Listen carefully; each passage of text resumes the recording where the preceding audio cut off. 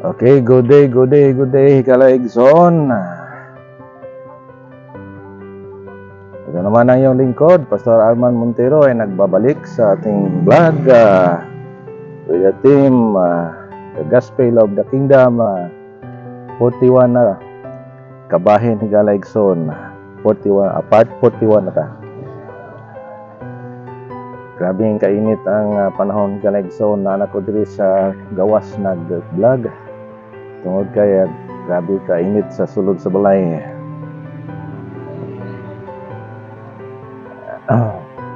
At this point of time, Kalaigson nato na sa nga padayon ang pagtuon may tungod sa the Gospel of the Kingdom o nga atong subject karon na wrath of Antichrist versus the wrath of God.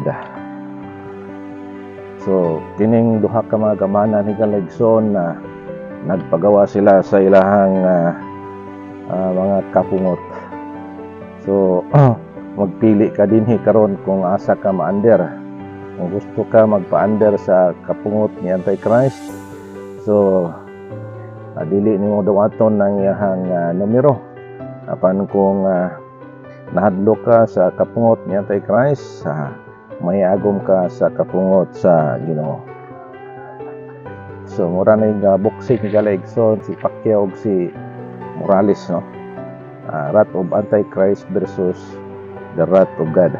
Atong pamalandungan kung kinsa dinhi ang lingig nga nagpagawas sa ilang kapungot ni Kalaigson, puros ni sila gamahanan nga diin laot ang yuta kay mooy mabagsakan sa ilahang mga kapungot. Panggadili pa maadto ta sa pag-intro.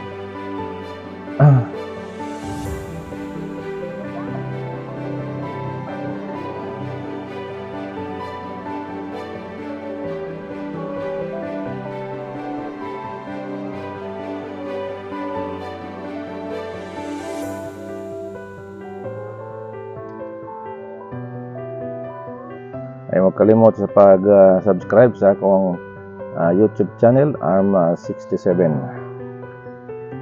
Og sugdanan nato sa pagtuki ang kapungot ni Antichrist ug ang kapungot sa Dios. Og una nato mabasa din sa Revelation chapter 12 verse 12. Tungod niini paglipay o kalangitan og kamo nga nagapuyo nini apan alaot kamo o yuta og dagat kay diha kaninyo nahilusad ang yawa nga puno sa dakong kapungot sanglit nasayod man siya nga hamubo na lamang ang iyahang panahon. So mao kay pasahe sa Revelation chapter 12 verse 12 og ato na sang basahon ang kapungot sa Dios. Unya nadungog ko ang usa ka makusog nga tingog gikan sa templo nga nag-ingon sa pito ka mga manlunda, umadto kamo og iyabon ninyo sa yuta ang pito ka panaksan sa kapungot sa Dios. So grabe Kalaigson, puro sila adunay kapungot dinhi sa Revelation 16 mao kini ang kapungot sa Dios tinakos 7 vials og sa kapungot ni Antichrist wala ni maihat pila ni ka vials, no? So murag daklit lang ni siya. So muna tong i-compare karon mga kaigsunan kung asa ka mo kampi niini tungod kay wrath of Antichrist mo guni versus the wrath of God, no? So sa panahon ni Antichrist si Kalaigson, ang silyo number 1, number 2, number 3 hantod kini sa number 5 mo kini ang pag-aablihan based sa Revelation chapter 6 verse chapter 6, no? Kung imong lantawon ang chapter 6 sa Revelation aduna dihay white horse, aduna poy red horse o aduna poy black horse o adunay pale horse. Mura mga kaigsunan. So ang indication sa moong white horse mao kini ang piki nga Kristo nga diin mangadto sa kanasuran o nagasakay po ni og kabayo og samtang kining red horse ang indikasyon ini mahimong common, no? Communism ang atong kalibutan og kining black horse mao kini ang economic balance nga diin adunay timbangan nga gibitbit o kining pale horse mo kini ang kamatay. Og sa silyo number 5 dunay mga balaan dito sa langit nga nag-cry out nga kanusa daw kuno maghusgagyo panimalos ang Ginoo. So muna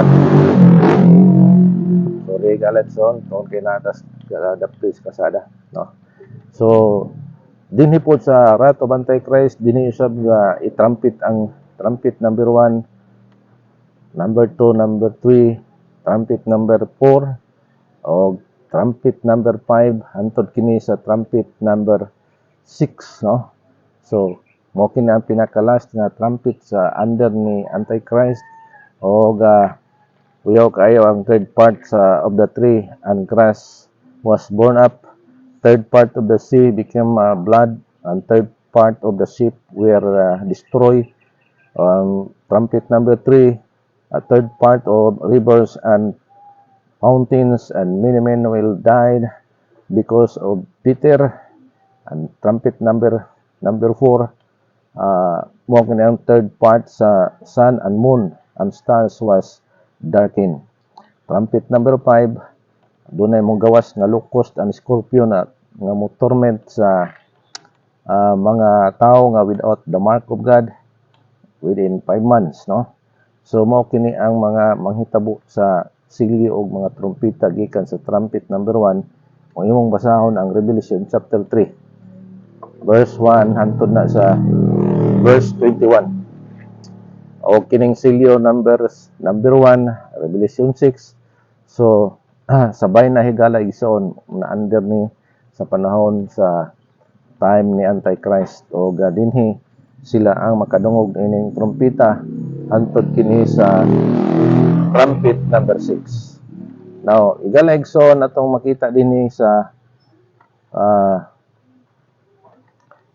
Wrath of Antichrist ang third part sa kalibutan mo kini madamage o samantala nga kining Wrath of God kuyaw kaini galagson nga ning Wrath of God tungod kay sa katapusan nga trumpeta kay kining trumpet number 6 under na ni Antichrist apan kining trumpet number 7 mao na kini ang pag-abli sa langit tigalagson. Pag trumpet sa number 7, heaven standing open, no. In John chapter 1 verse 51. John 14:1 to 2. And 1 Thessalonians chapter 5 verse 1 to 4. Og may tabo dinhi ang resurrection o rapture and rewarding and reigning galagson. Og sa diin nga itrumpet na ang trumpet number 7 mahitabo nga sakgaon ang mga balaan o kita kung ready na kita higalagson na pababakwiton ta dito sa langit, no. Mamakwit ta dito sa langit. Samantala sa Wrath of Antichrist iya kining iyabo ang 7 vials dinhi sa yuta nga diin wala na dinhi ang iglesia kay sa 1 Thessalonians 5:9 church did not appoint to wrath. So muna mga kaigsunan. So atong lantawon dinhi ang Wrath of Antichrist unsay mahitabo sa nabubuan dinhi ug ang silyo number 6 ug number 7. So grabe galaigson kay ang Wrath of God, earthquake, sun become blood, moon become blood, star falling and from heaven departed as a scroll. So muna yung itong makita mga kaigsunan nga ang langit mura kinig kanang mura kinig scroll nga gilukot, no. Unya ang mahitabo sa at the last trump and the dead shall be raised incorruptible and we shall all be changed. Og ibubo sa Ginoo ang all 7 vials in Revelation chapter 16 verse 1 to 21. Sumuna ang kapungot sa atong Ginoo. So dapat pag rapture maapil ka, dapat pag ingon sa Ginoo sakang ngiri makasaka ka tungod kay ang imong lawas mao ang divine body, spirit body. Apan kung mere flesh body lang sa pagkabanhaw ug namatay ta, ang pagkabanhaw nga imong nadawat flesh and blood, so dili gid ka masaka dito sa kapanganuran kay dili ka man divine. Muna nga bulat lang ka og unsay mahitabo dis kalibutan og giipon ka sa mga unfaithful mga luwas pagkaimpirnohanon at yan naghulat sa pagbubo sa 7 ka panaksan sa kapungot sa Dios, no? Okay, so dinhi atong ma-analyze ang 7 vials, the wrath of God nga ibubo sa Ginoo dinhi sa yuta gihapon. Unya gikuha na niya ang iyang faithful nga simbahan. Una nga panaksan nga gibubo higala igsoon na dinhi sa yuta, oh. Og mahimo kining grabe nga maul-ul nga samad nga kining nuka sa mata sa tanang tao nya.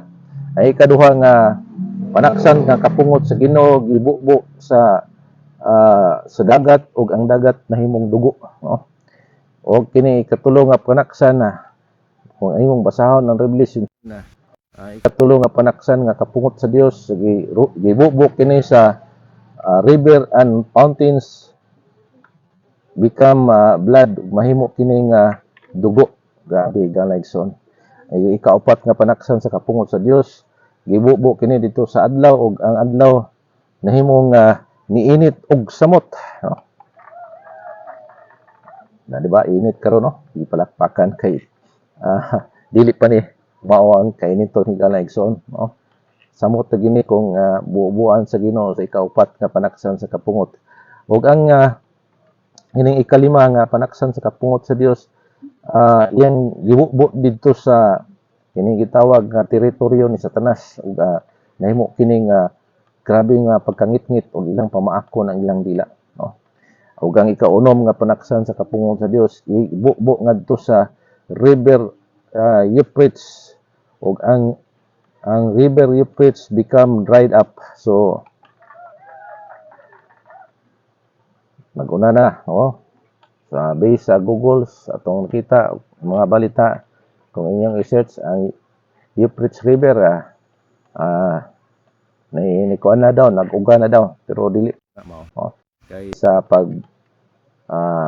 pagbubo sa 7 ka panaksan sa atong Ginoo dinha ibubo sa river Euphrates ug ang matod pa dinha mahimo kini nga magmamala tungod kay mahimo nang slaughter area niya. O kini nga kulbahina migalaigson kay ang 7 ka panaksan, ikapito nga panaksan ibubo sa atong Ginoo dito ibubo sa hangin nga diin mag-create kini og great earthquake nga linog nga wa pa nahitabo sukad, no? Og dili na gyud mahitabo pa. Og ang mga mountains are not found, dili daw kuno makita ang mga bukid digalaigson lamunon sa maong kakusog sa linog og aduna pay matagak gikan sa langit nga 50 kilos nga mga ice busa mga higalaigsoon pagkaluuya sa naghabilin diri sa yuta. So na atong pamalandungan higalaigsoon ngilngig kayo ang kapungot sa atong Ginoo kay tinakos kini og ang ma-damage nini kay ang 3/4 man ang damage sa Antichrist. So ang 3/4 mo dinhin mo ay ma-preserve mahimong Palestine become paradise during the wrath of God. So 3/4 rapod ang dili ma-damage ni galaigsoon. So grabe ang kapungot sa atong Ginoo. Mo na nga timbang-timbangon nato igalaigsoon kung asa ta dinhi nga magpa-under, no? Asa ta dinhi nga kung dili ka mo agwanta sa kalisod ni nga kalibutan o imong ibaligya imong kalag ni Antichrist o ang imong dawaton ang ining gitawag nga timailhan ni Antichrist ang ihang marka. So malibre tuod ka dinhi kung potential ka malibre ka pero di ka potential si Satanas deceiver man na pamatyon gyapon ang daghang expenses o wala income, no? So muna nga karon pa lang daan atong Itong likunon ng atong kaugalingon o ato ang pilion, no? Nga being loyal ta sa atong Ginoo higala igsoon. Nga sama sa mga apostolis kaniadto nga gipamatay sila, ug wa gid sila nagluib tungod kay adunay dahong saad nga sa likod niya na nga diin nga maghari ta uban ni Kristo Jesus.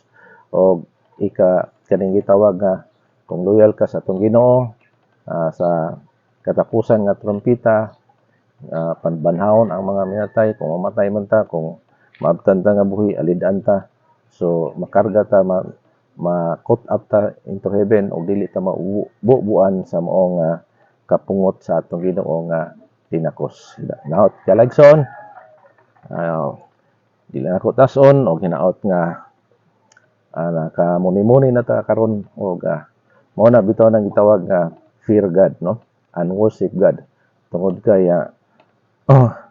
ang kapungot sa atong Ginoo grabe ka makalilisang. Walay makatago nini mo na atong kahadlukan. Pero ang Dios dili pod angay kahadlukan sa pikas bahin tungod kay gugma ang Dios, no? Ang atong kahadlukan higalaigsoon dili ang Dios mismo, no? Dili siya mismo kundi kantong mga kapungot nga iyang pagahimuon nga dinhi sa kalibutan iyahan ang ipangyabo, no? O dili ta angay mahadlok usab sa kapungot ni Antichrist tungod kay kung pamatyon man ta, doon naman tayo saad, no? Ayaw kahadlok ang patay sa iyong lawas nga dili ara makapatay sa inyong kalag. May kahadlok yun ang katong ara makapatay sa inyong kalag lawas dito sa impierno. Unay gisulti sa Mateo chapter 10 verse 28. So muna atong pamalandongan karon o ginaot nga makasubaybay ang tag-usa o di ako maglangan o hanggang sa muli sunod higayon, God willing, ugmang adlaw magkita-kita po nato sa online. So God bless your heart.